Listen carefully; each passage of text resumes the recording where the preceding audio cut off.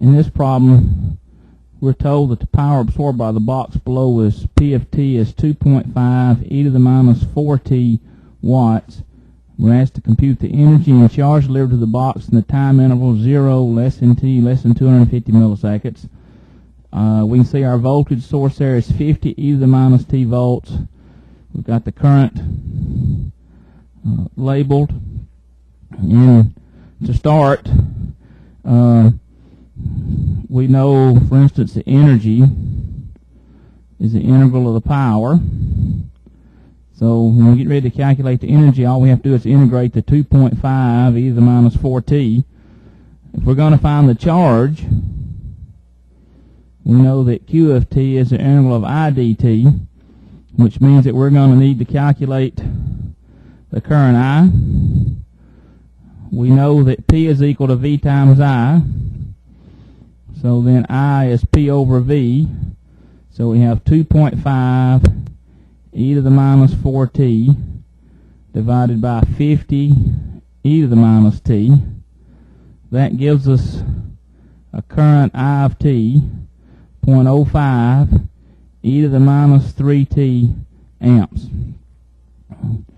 So now, first let's calculate the current, or the charge delivered to the box in the time interval 0 to 250 milliseconds. So we have Q is the integral from 0 to 0.25 of 0.05 e to the minus 3t dt. And if we integrate that, we'll get 0.05 over minus 3 times e to the minus 3t, evaluate from 0 to 0.25.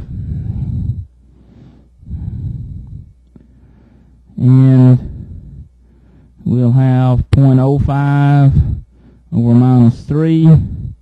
We'll have e to the minus 0.75 minus e to the 0. And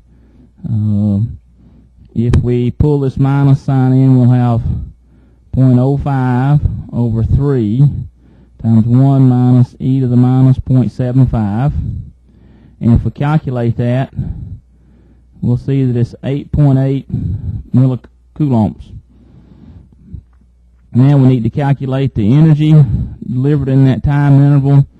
So now we'll have the integral from 0 to 0.25 of 2.5 e to the minus 4t dt. So integrating, we'll have 2.5 over minus 4 times e to the minus 4t, evaluate from 0 to 0.25.